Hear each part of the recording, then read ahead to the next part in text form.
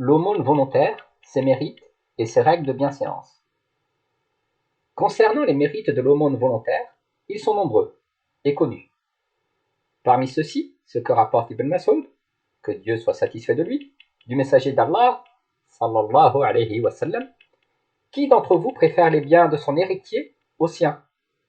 Les gens dirent, ô messager d'Allah, chacun de nous préfère ses biens.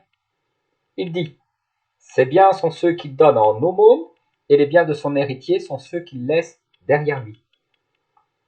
Abu Huraira rapporte que le messager d'Allah, sallallahu alayhi wa sallam, a dit, quiconque fait l'aumône fût-ce d'une date, acquise de manière licite, et Allah n'accepte que ce qui est licite et bon, Allah acceptera son aumône de sa main droite, et il la fera croître pour celui qui s'en acquitte.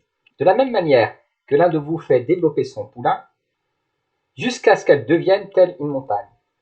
Dans un autre hadith, il est dit, l'aumône éteint la colère du Seigneur et protège de la mauvaise mort. Dans un autre hadith encore, faites l'aumône, car l'aumône est la rançon qui vous sauve de l'enfer.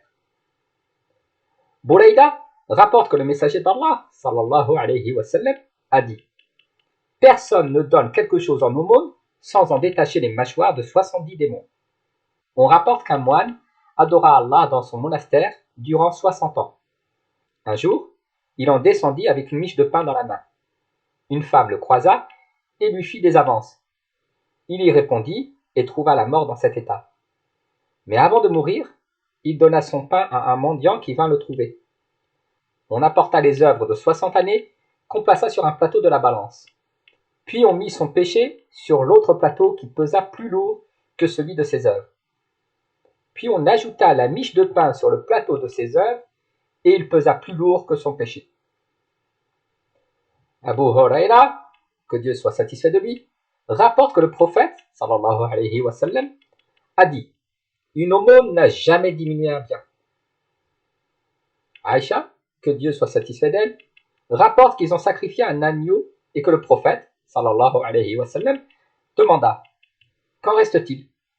Elle répondit, il n'en reste que l'épaule. Il dit alors, il en reste tout, sauf son épaule. Concernant les règles de bienséance, elles sont identiques à celles de la zakat. Les savants ont divergé quant à savoir ce qui était meilleur pour le pauvre. Prendre de la zakat ou de l'aumône. Pour certains, il est meilleur de prendre de la zakat, et pour d'autres, l'aumône est meilleure. Quant à la meilleure des aumônes, Abu Huraira, que Dieu soit satisfait de lui, rapporte.